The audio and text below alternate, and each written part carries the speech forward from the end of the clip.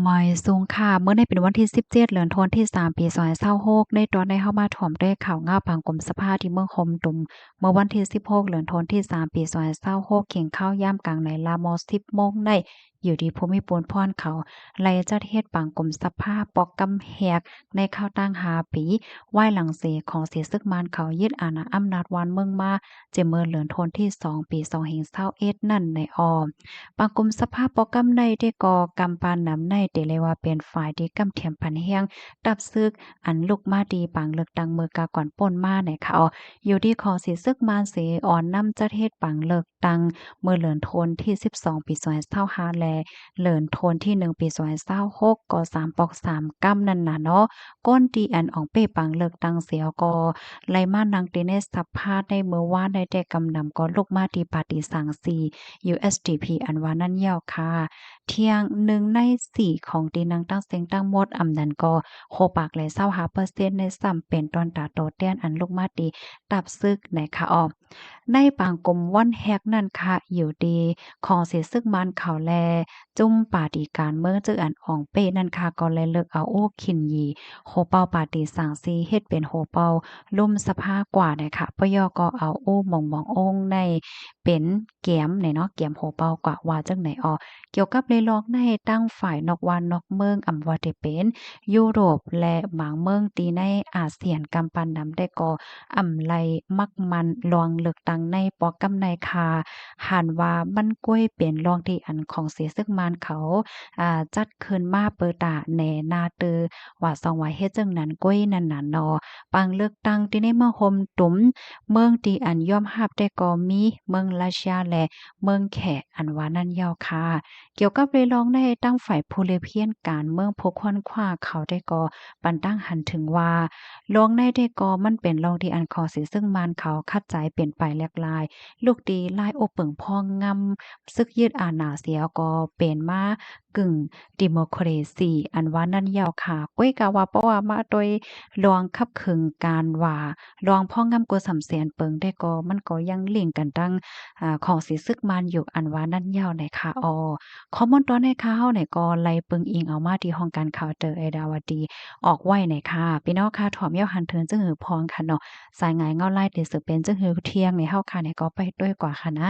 วันเมืองในเตลีมาหืออำนั้นก็เตสืบเป็นจึงหือจึงหากว่าในเนาะค่ะลูกดีข่าวเงาโหในเหแลกำในเข้ามาถ่อมด้วยข่าวเงาแทง ตอนหนึ่งมีข่าวงาออกมาแทงยาวค่ะนะก้นหนุ่มฮัดไห้เฮี้ยงกันอ่าขึงพิษหม้อหมั่งโหกันเฮ็ดจั่งใดเขาแน่นะเมื่อวันที่16เหลือนธันวาคมที่3ปี2026เนี่ยค่ะก็มีข่าวงาออกมาว่าเฮี้ยงการยานเมืองเป็นหลายๆก่อนะคะเนาะมาฮบมาทบกันขึงบังโหกันเฮ็ดให้เขาได้เมื่อคำว่าในก้อยวันที่16เหลือนธันวาคมที่3ปี2026เนี่ยมีข่าวงาออกมาว่า ภูมิพลพรที่เมืองพัทยาเจดอนชลบุรีไล่เอาเอ็นเฮียงตั้งนำตั้งหลายปานหลายฝ่ายโฮมกันสิเอาก็ไล่เขากดทัดในปื้นที่หิมห้อมเจอนั่นไหว้หลังเสไล่ฮับตึงลาตีก้นวันก้นเมืองว่ามีจุ่มก้นหนุ่มอันเป็นแห่งการยานเมืองในมีลองนัดคินกันในว่าเนาะมีลองไม่อกไม่ใจว่าโกจื้อเขาในพิษหม้อมังโหกันในที่อันเขาคินกันกว่าทบกันได้ที่ก็เป็นที่หิมห้อมนาฮงหรือเศร้าตีหนึ่งพัทยาใต้เอิ่งหนองปลือเจเวงบางละมุงเจดอนชนบุรีจังไหนเผื่อว่าลงพื้นที่กว่ากดทัดเย้าเนี่ยก็เลยกว่าครบทบหันแห่งการยานเมืองตั้งนำตั้งหลายแต่ค่ะเจอเขาก็มาคมโตกันอยู่หิมห้อมเจอนั้นเหี่ยวเนี่ยค่ะเนาะมีฝ่ายหลายฝ่ายนั่นเฮ็ดแนวว่าได้นะ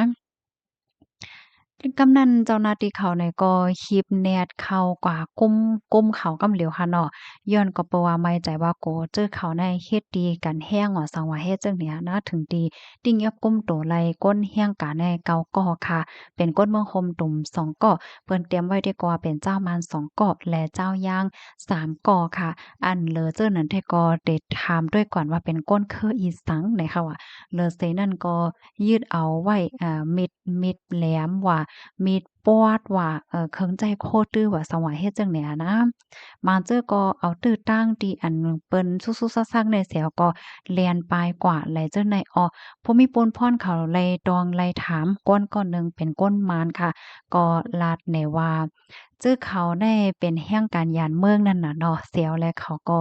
มีลองนัดคินมาคบทบกันตีนั้นแห่งก้นเขาก็ได้อยู่เดี๋ยวมีอยู่หมอกเศร้าก็เจ้าเนี่ยค่ะลองที่อันเขาคินกันได้ก็เปิดตาได้มาแกนลิดลองข้องคำปัญหาปฏิฆาที่อันเขามีต่อกันว่าซองว่าเจ้าในน่ะเนาะมาหนังเมื่อกาก่อนป่นมาเขายามมีลองตอกแตกต่อกันห้าพิษหม้อกันห้าเฮ็ดเนี่ยเฮียก็คิดว่ายากกันที่หิมห้อมล้านสีฟ้าแหลมบาลีไฮเฮ็ดในว่านะมาอบกันมาเคลียร์กันนั่นน่ะเนาะก้อยกะว่าเมื่อพ้องตีตั้งสองปาสองฝ่ายตึกอบโอ้กันอยู่อบโอ้กันได้ตกลงกันอยู่นั่นพอมีปนพรเขาเนี่ยก็สมากดทัดแลเฮ็ดให้เจอเขาตกอกตกใจเสอ่อนกันเรียนปลายเฮ็ดในวันได้นะอ้อก้อยกะว่าจึงเหือเกาหลีในตั้งฝ่ายพอมีปนพรเขาได้ก็ติ้งยอบก้มตัวเจืออันยอบไหลตั้งเสียงตั้งหมดเหตุส่งกว่าที่โฮงปะเล็งเมืองพัทยาเปิดตาเอาตั้งพิษกว่าจำหนังปักเปิงมามีวันเมืองมีค่ะเลอเซนั่นก็เตจ้อมหาโตก้อนที่อันเรียนปลายเจ้าไหนมาตองมาถามเสปันตัวตามกว่าว่าไหนออกคอมมอนตอนในเลยปีมาที่ห้องการข่าวมติชนออกไว้นะคะพี่น้องค่ะถอมข่าวโหนยาวหันถึงจึงหือพวงเลยค่ะนะในสื่อข่าวไทยหลายๆห้องการเปิ้นก็ออกไว้ต่างว่าให้ค่ะในคอมเมนต์แต้มโลว่าเฮือค่ะเนาะเปิ้นปันตั้งหันถึงตั้งนำตั้งหลายกำนำได้ก็อ่อนกันว่าเป็นแห่งการยานเมือง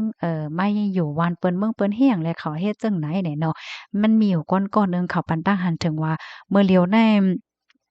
ที่เมืองโฮมตุ่มในมันสุกสักค่ะเนาะไผๆก็ฮู้สุกสักอยู่ๆก้วยมกามีหลวงห้องก้นหนุ่มในกว่าหับท่ามการศึกป้าจ่องแม่นหืออายุ18ต่อถึง35ปีเนาะบ่ว่าเป็นก้นจ่ายบ่ว่าเป็นผู้หญิงซ้ำ18ต่อถึง27ปีเฮ็ดแหนเนาะและมันก็มันก้นในอำไข่เฮ็ดเสียก็เรียนปลายเข้ามาที่ในเมืองไทยมาถึงที่ในเมืองไทยยอก็เตี้ยนดีเดตั้งใจตั้งข้อเฮ็ดการเฮ็ดงานมอยู่มกินซำมาเป็นหมู่เป็นจุ้มจังใดเฮียงและเขาซะเมื่อหับทำการที่เมืองเขาเหล่านั้นมันก็เพิ่นก็ว่าเฮ็ดจังใดใดค่ะใดนะพี่น้องค่ะรับถอมยอหันเถินจังหือพองเนาะก็ปันตาหันถึงมาเลยค่ะเอาใหม่ส่งค่ะ